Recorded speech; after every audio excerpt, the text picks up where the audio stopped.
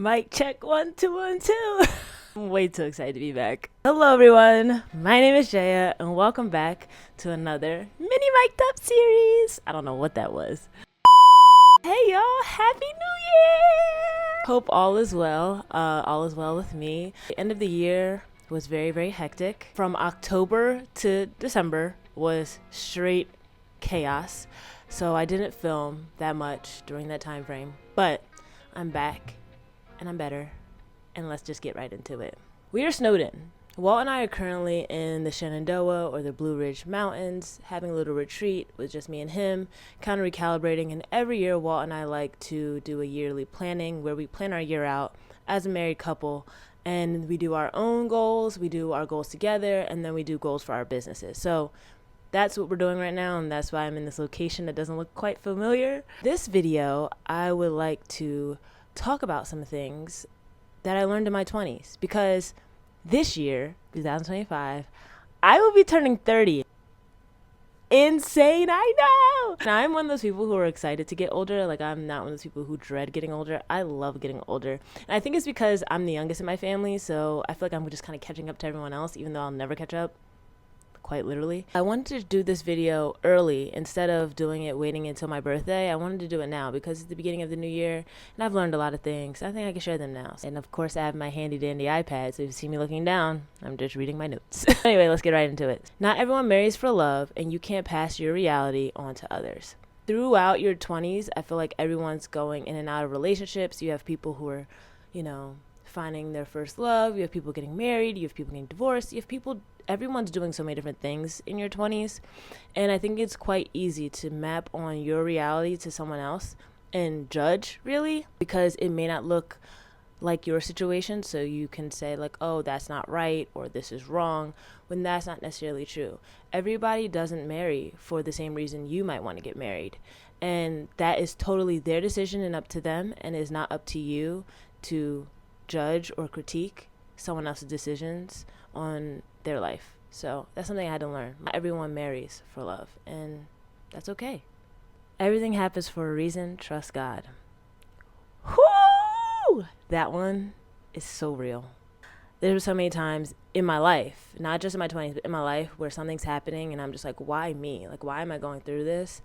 And then I get on the other side of it and I see the outcome and I'm like, I had to go through that in order to get to this point. And I'm so glad that I, one, did not give up, and I'm so glad that I made it through. But also, like, I just have to trust the process, trust God. Everything happens for a reason. Everything. It may not seem like it when you're going through it. Your reason will be revealed to you in the time that it's supposed to. So just trust God and trust His timing. What's meant for you will be for you, and no one can take it away. That is something that I learned in my early 20s, especially when I was auditioning and doing all these different things, trying to get into the dance world. That role, that part, that job, that whatever, if it's meant for you, it will be for you, and no one can take it away. And if you have that mindset, whenever you don't get something, you know that it's not for you, you feel better about it. You'll cope with it a little bit better if you know that, like, okay, this may not be my blessing, it's someone else's. I'm happy for them, but I also know that my blessing will come. So what's meant for you will be for you, and there's nothing no one can do to take it away. Just remember that. You need to power down to fuel up. I have a whole video on this. This is something that my dad told me when I was in LA and I was getting burned out. And he told me, like, you need to power down. Just like your car, you need to, well, my car, I have an electric car, but you need to charge it, and you have to turn it off to charge it. You don't charge it and still use it. You know what I mean? You have to power it down to fuel up, because yeah, you'll just keep on getting burned out if you think that you're going to fuel your car and still drive it at the same time.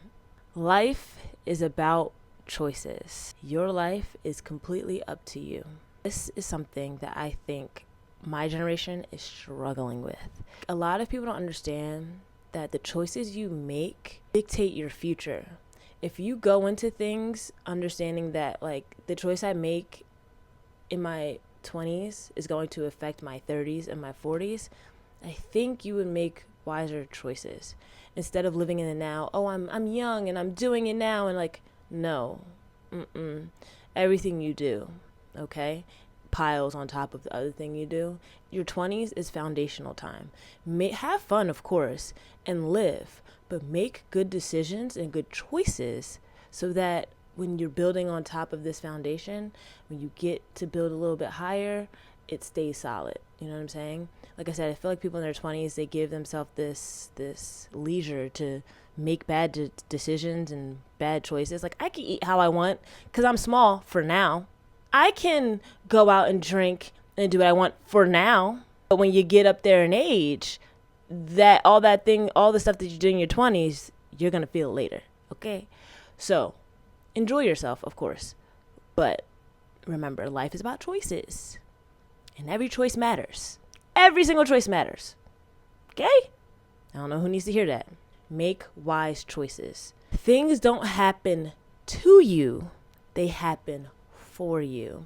This is something that my mentor told me. This literally flipped the switch of being the victim. Oh, it's happening to me. Why is this happening to me? Nothing happens to you. Things happen for you.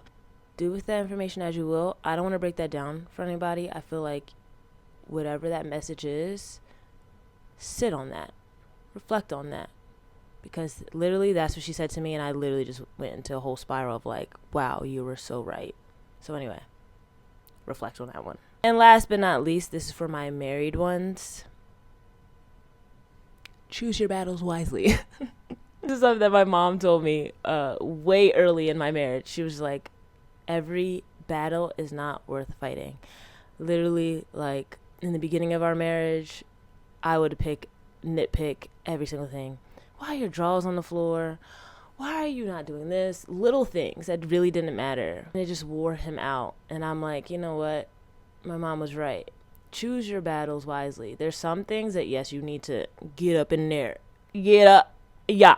Then there's some where it's like, okay, just let it go, because it's not worth the headache. It's not worth the fight. It's not worth the argument.